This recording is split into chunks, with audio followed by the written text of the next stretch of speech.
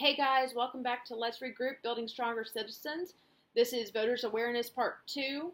Last time I told you that this weighted scale is not going to be the end-all be-all of your grading system for your candidate, because that's basically what we're going with, is that we're grading candidates, right?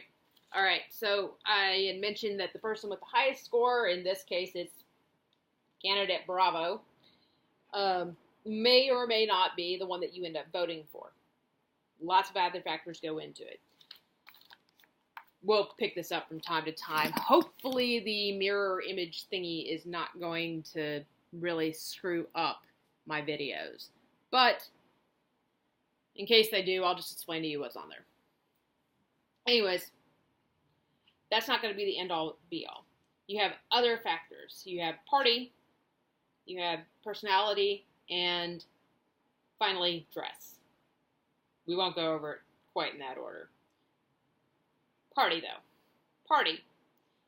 The reason why party matters is that if there is something in your weighted scale that was not addressed by your candidate, so, I don't know, let's say that your candidate didn't address immigration, then you can go back to the party, you can ask the party, or you can see what the party has to say on immigration. And whatever that is, you can look at that and be like, okay, well, this is what this person's probably going to side with because the party is putting them in there. It's kind of hard to go against your own party when you're trying to vote in. So that's what you have to look at. If it's not addressed, whatever the party has to say, that's what it's going to go. If you have other things that you're a little concerned about, you don't believe it belongs in the presidential office to address, for example, abortion, then you might still want to go look and see what the party has to say on abortion. Obviously, a Republican would be pro-choice pro-life, and the Democratic would be pro-choice. So even though it's not on your list of things, like it's not on our list, our little list that we made up, foreign policy, job creation, homeland security, immigration, and healthcare was what we chose. So abortion's obviously not on there.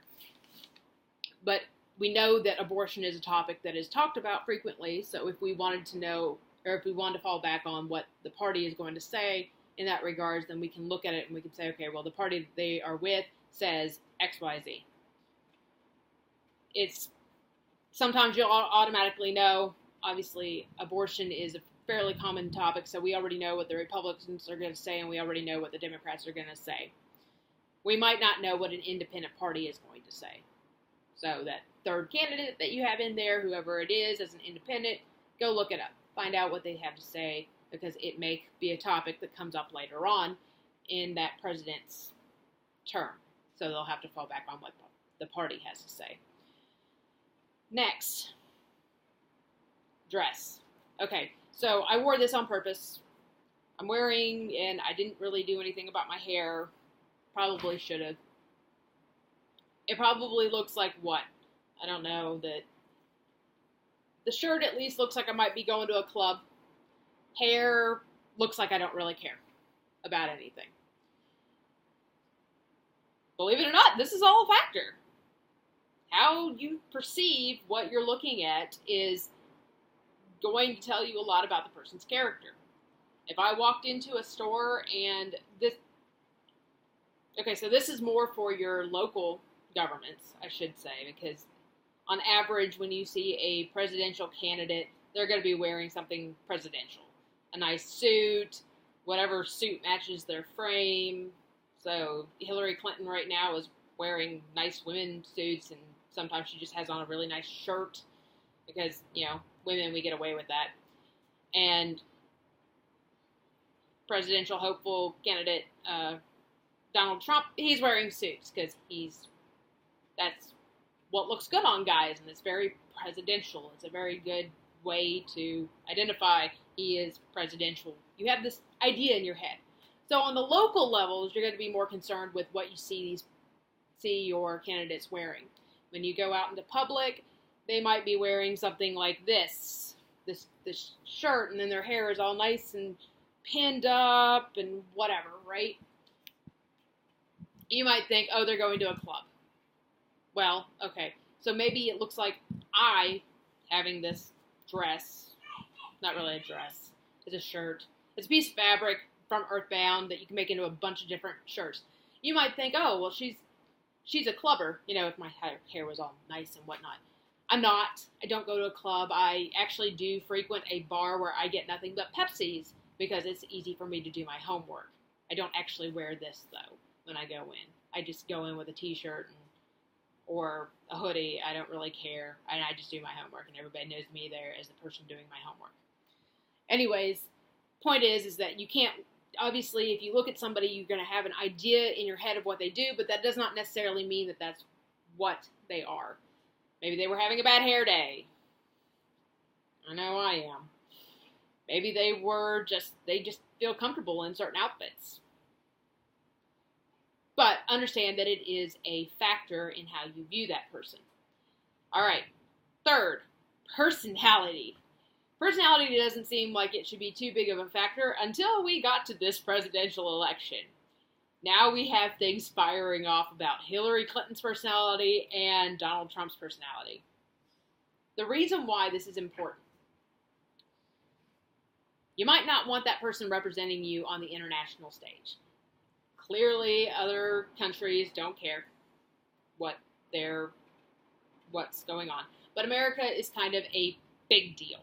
So who we have representing ourselves on the international scale is kind of a big deal. So you want to look at that candidate and you want to ask yourself, okay, will this personality conflict? Not necessarily do you want this person representing you in the international community, and I'll get to that here in a second, but more or less, will it conflict with will it clash? There's a better word. Will it clash with other community leaders, with other country leaders on the international level, and even on our national level? Because, if you can't get Congress to work with you, then there's really no point in pursuing this person, even if all of the policies you like. What does this mean? All right. Let's go with Donald Trump. Donald Trump has, by all accounts, a lot of people say it, a horrible personality. At least if you are voting against Donald Trump, then that's probably one of the things that you see. I've seen it a lot. I know that it's out there. I'm not saying everybody holds that view, but I am saying that it is a large view. A large population of the U.S. believes that he has a horrible personality. Does that personality become a problem? Well, all right. Here's the other thing that you've got to factor in. He's a great negotiator. So it may or may not have a problem on the international scale. If he can negotiate all sorts of business trades, then we have to give him a look. We have to say, okay, well, he is really good at negotiating, but he's a horrible person. So how does this work? All right, well, let me give you another example. Gordon Ramsay is a horrible person. He likes to just belittle and berate people all the time. In fact, I would go as far as to say that their personalities are fairly similar. Only one's in the food industry and one's in the real estate industry and one's looking to become the president of the United States. Gordon Ramsay is very effective. Very effective. But he's an asshole. He's a jerk. But he's effective. So we have to look at that. We have to say, okay, well, obviously the personality does not necessarily mean that he would not be able to negotiate terms with the other people. Now we've got to wonder, but if he can negotiate terms internationally with others, could he still negotiate terms with Congress? Because Congress is where a lot of our issues are going to be built. That's our homeland area. Can we get people on board with whatever it is that Donald Trump is going to push? We'll get into those next time, actually. So I'm not going to talk about their particular candidacies. Now we look at Hillary Clinton. Hillary Clinton is known for what? Well, by a large group of people in the population, she is a liar. will this become a factor in her presidency? All right, now we know her personality has all these flaws. She's lied to the FBI, according to this large percentage of the population. She is known for dropping the ball on the Benghazi issues.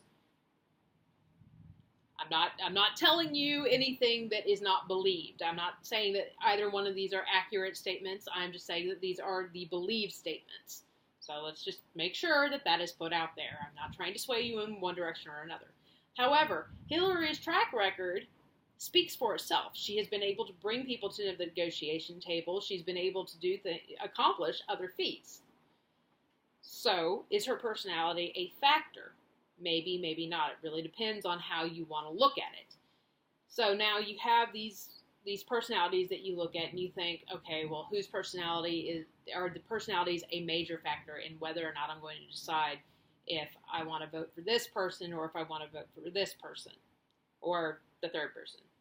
So I don't know anything about Gary Johnson. I'm not even going to try to comment on him. Hillary Clinton and Donald Trump are just the big names and everybody knows everything about them. Or at least most everything about them. So we look at the personalities, we look at how they dress, and we look at what their party is in.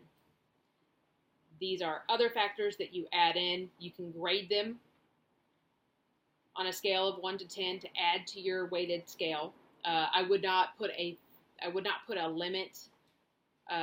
limiter like we did the last time between like. Don't make it to where so much percentage of your vote is based on personality. Just do it 1 through 10. All right? Just 1 through 10. And then write that down and possibly add it in there if you want on personality, dress, and the party that they're part of. On that note, we're going to close out, and I will see you next time for Voters Awareness Part 3. Awaken the Night Within.